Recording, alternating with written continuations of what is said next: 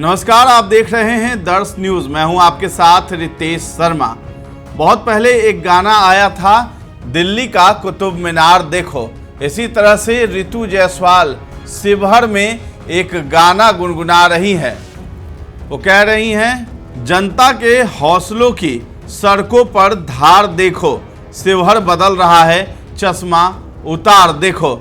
जी हाँ, ऋतु जायसवाल भी उसी अंदाज में नजर आ रही हैं और चश्मा उतारने को कह रही हैं, यानी आनंद मोहन पर वो सीधा हमला बोलती हुई नजर आ रही है। इस बार ऋतु जायसवाल का एक अलग अंदाज देखने को मिला है। उन्होंने अपने सोशल मीडिया अकाउंट्स पर एक तस्वीर पोस्ट की है जिसमें वो हाथों में लालटेन थामे हुए हैं और एक हाथ से विक्ट्री का साइन दिखा रही है, यानी शिवहर की जीत का साइन दिखा रही है। यानी कि ऋतु जायसवाल आश्वस्त हैं कि वो जीतने वाली हैं शिवहर।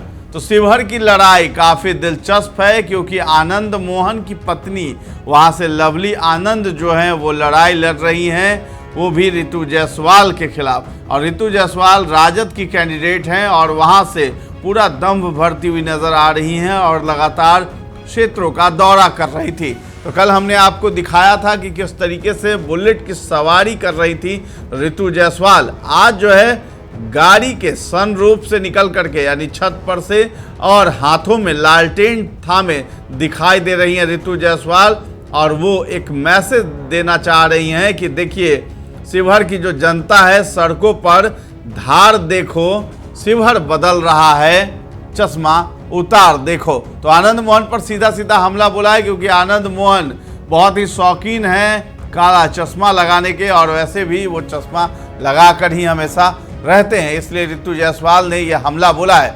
आपको बता दें कि शिवहर की लड़ाई में वहाँ वैश्य समाज जो है ऋतु जायसवाल का साथ दे रहा है और उसके साथ ही साथ जो है मुस्लिम जो समुदाय है वो भी ऋतु जायसवाल के समर्थन में उतर गई है, क्योंकि ढाका विधानसभा के पूर्व विधायक राजद से जो रहे हैं फैसल रहमान, वो लगातार जनसंपर्क अभियान कर रहे हैं और ऋतु जायसवाल को जिताने के लिए।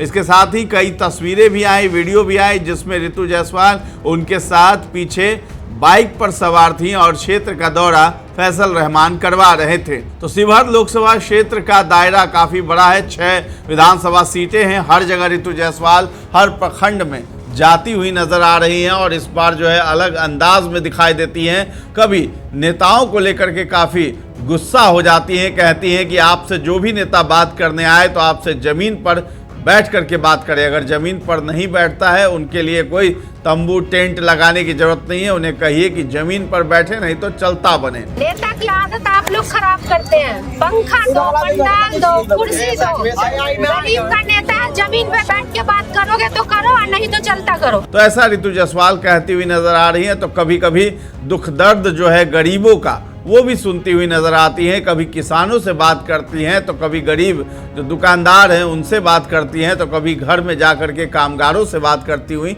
नजर आती हैं। तो इनका एक अलग ही रूप दिखाई देता है। आपको बता दें कि पूर्व में मुखिया रह चुकी हैं, सिंहवाहिनी पंचायत है, वहाँ ये मुखिया रह चुकी हैं और गाँव की तस्वीर बदल दी थी। पूरे भारत में जो है उस गाँव का नाम आया और ऋतु जायसवाल का नाम आया, उन्हें सम्मानित भी किया गया।